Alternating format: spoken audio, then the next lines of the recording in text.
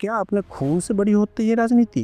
कहानी है लालू परिवार की। किसी भी सामान्य भारतीय परिवार की तरह लालू यादव और राबड़ी देवी यादव को भी एक बेटे की ख्वाहिश थी। एक बेटे की ख्वाहिश में यादव दंपतियों ने एक-एक करके 7 बेटियां पैदा की। 16 अप्रैल 1988 को 8वीं संतान के तौर पर तेज प्रताप यादव का जन्म हुआ।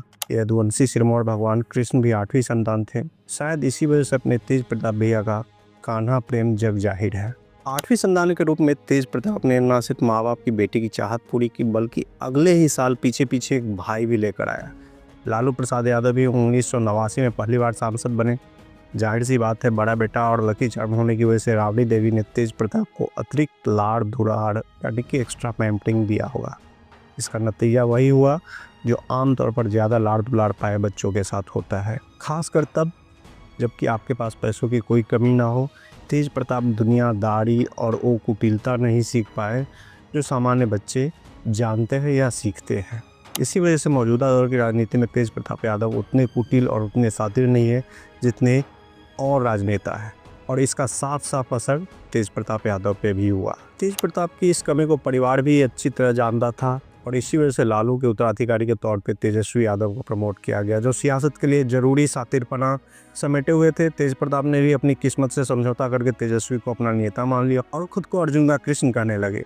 लेकिन ये कलयुग है, द्वापर युग नहीं है, इसलिए अर्जुन ने सत्ता पार्टी पर कब्जा करते ही या सत्ता पार्टी मिलते ही वासुदेव कृष्ण को बाहर कर दिया। आखिर तेज प्रताप यादव की गलती क्या थी? ठीक है, कुछ ज़्यादा ही सरल हृदय के हैं, कुछ ऐसी चीज़ें कर दी जो कुछ लोगों को अनुचित लग सकती है, नेता की झूठी गंभीर छवि में फिट नहीं बैठते हैं। लेकिन कोई चोरी चकारी या अपराध तो नहीं किया। इस पार्टी में अपराधियों की भरमार है और उनसे पार्टी को नुकसान नहीं पहुंचता, तो तेज प्रताप यादव ने आखिर ऐसा क्या कर दिया जो आरजेडी के वोट बैंक को डेंट कर रहा था? तेज प्रताप ने कौन सा ऐसा गुनाह कर दिया जिससे आरजेडी के एमवाई यानी मुस्लिम यादव समीकरण को डेंट पहुंचना था?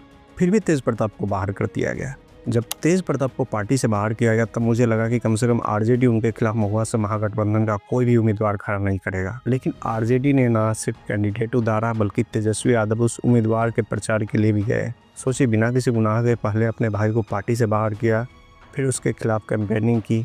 महुआ में तेजस्वी कह रहे थे कि पार्टी से बड़ा कोई नहीं होता। इस पर तेज प्रताप भी बहुत ही राजनीति में मंझे हुए एक नेता के तौर पर ये जवाब दिया कि न पार्टी बड़ा होता, न व्यक्ति बड़ा होता, सबसे बड़ा जनता होती है। महुआ से फिलहाल जो भी रिपोर्ट्स आ रही है उनके मुताबिक तेज प्रताप के पक्ष में जनता में सहानुभूति है, शायद जीत भी जाए। लेकिन इस जीत हार से पहले थोड़ा तेज प्रताप के बारे में सोचिए। बड़ा भाई होने के बावजूद उत्तराधिकार का प्राकृतिक अधिकार नहीं मिला। याद रखिए, दुर्योधन को भी इसी बात का दुख था कि पांडु से बड़ा होने के बावजूद उनके पिता धृतराष्ट्र को राजा नहीं बनाया गया। सोचिए, धृतराष्ट्र अंधे थे, फिर भी दुर्योधन को लगता था कि बड़े भाई का हक छीना गया। यहाँ तो तेज प्रताप ने सब हंसते हुए स्वीकार कर लिया था, फिर भी तेजस्वी को अपना बड़ा भाई बर्दाश्त नहीं हुआ। लेकिन तेजस्वी से ज़्यादा हैरान मैं लालू, राबड़ी और तेज प्रताप की दीदियों को लेकर हूँ। 7 बेटियों के बाद जन्मे बड़े बेटे के साथ अन्याय हो रहा है, लेकिन छोटे बेटे के खिलाफ माँ बाप कुछ नहीं बोल पा रहे हैं। तेज प्रताप के लिए प्रचार करना तो छोड़िए, आशीर्वाद तक देने के लिए तैयार नहीं थे। वही हाल बहनों का था।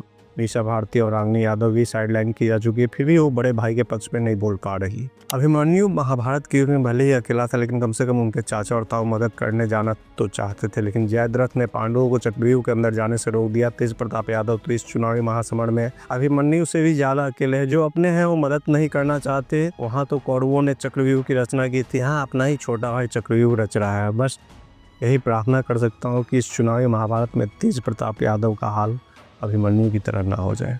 माँ बाप और 8 भाई बहनों के होते हुए भी अकेला होना आसान नहीं है। इस समय तेज प्रताप यादव होना आसान नहीं है। क्या आपको लगता है तेज प्रताप यादव सही है, तेजस्वी यादव गलत है, या कौन सही है कौन गलत है? कमेंट में ज़रूर बताएं।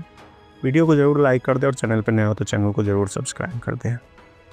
Thank you.